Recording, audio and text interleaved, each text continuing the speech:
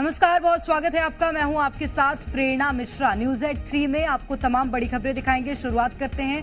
लोकसभा चुनाव से पहले संघ प्रमुख मोहन भागवत मध्य प्रदेश के दौरे पर आ रहे हैं। 6 फरवरी से एक सप्ताह के लिए मोहन भागवत प्रदेश के दौरे पर रहेंगे। मोहन भागवत 3 दिन उज्जैन में रहेंगे, जहां सम्राट विक्रमादित्य भवन में बैठक में शामिल होंगे। 9 फरवरी से 11 फरवरी तक मुरैना में मध्य भारत प्रांत के प्रचारकों की बैठक में मार्गदर्शन देंगे। बैठक में संगठन और सियासत से जुड़े मुद्दों पर मंथन होगा। वहीं भागवत के दौरे को लेकर प्रदेश की सियासत गरमाने लगी है। कांग्रेस का कहना है कि संघ की ट्रेनिंग भी अब बीजेपी के काम नहीं आएगी।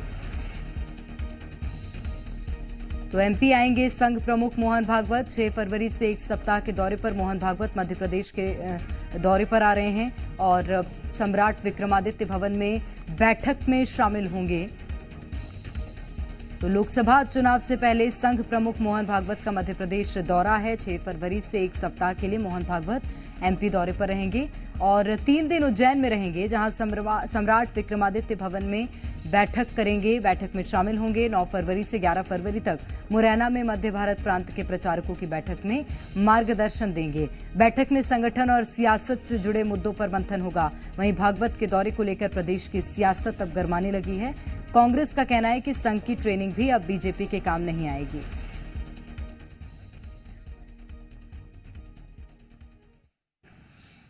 आरएसएस का सबसे बड़ा जो मुख्यालय है या जो एक कार्य क्षेत्र है वो मध्य प्रदेश है, क्योंकि यहाँ बहुत लंबे समय से भारतीय जनता पार्टी की सरकार रही है। निश्चित रूप से संघ हमेशा कंबल ओढ़कर घी पीने वाली संस्था रही है। न कोई रजिस्ट्रेशन है, न कोई सदस्यता है, न कुछ है। हर जगह वर्चस्व है, सरकार में हो, चाहे सत्ता में, चाहे संगठन में।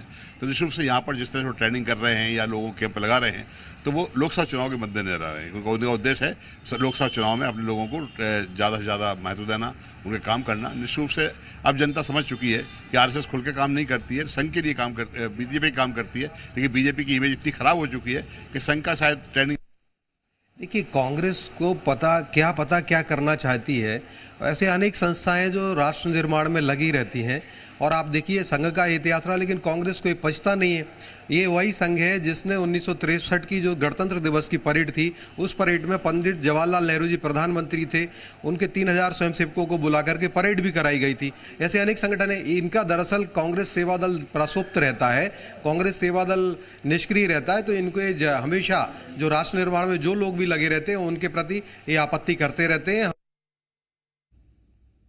संरचना की दृष्टि से क्या मुद्दे महत्वपूर्ण हैं, इन सब पर चर्चा होती है। जहाँ तक मेरी जानकारी है, इसमें यह भी रहता है कि जो अनुषांगिक संगठन हैं उनके काम का आउटपुट क्या है। जैसे अभी बैठक में कुछ विषय आ सकते हैं, वो है राम मंदिर में प्राण प्रतिष्ठा के बाद की परिस्थितियाँ क्या रहेंगी। फिर जिस तरीके से ज्ञान व्यापी का मामला सामने आया है, उसके बारे में हम संघ की रणनीति क्या होनी चाहिए, बोलना चाहिए, मौन रहना चाहिए या कितना बढ़ना चाहिए, क्योंकि विश्व हिंदू परिषद ने संभवतः उसके बारे में बोला है। इसी प्रकार से भारतीय जनता पार्टी के बारे में भी विचार होता है कि भाजपा का नेतृत्व जिस दिशा में जा रहा है, क्या संघ को हस्तक्षेप करने की आवश्यकता है या नहीं है। और ज्यादा जानकारी लेंगे। अजय दुबे इस वक्त हमारे संवाददाता सीधे भोपाल से जुड़ गए हैं। अजय, जब मध्य प्रदेश और छत्तीसगढ़ में विधानसभा चुनाव थे, तब भी संघ ने बैक टू बैक कई बैठकें ली थी और बड़ी भूमिका निभाई थी। अब लोकसभा चुनाव नजदीक है, उससे पहले मोहन भागवत का दौरा और इसके सियासी समीकरण क्या है, बताइएगा।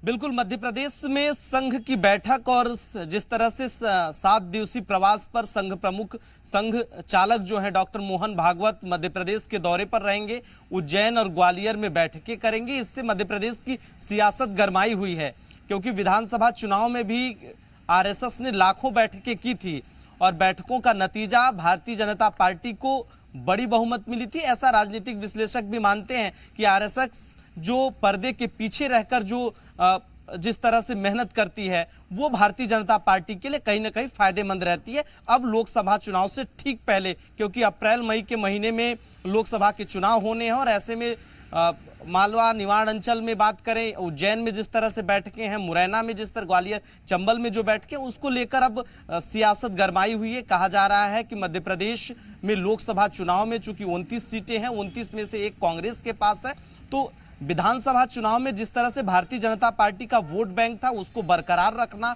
वोट प्रतिशत बढ़ाना, और उसके साथ साथ संघ हमेशा से साल भर में एक बार बैठक करता है। उसी बैठक के तहत इस बार बैठक हो रही है।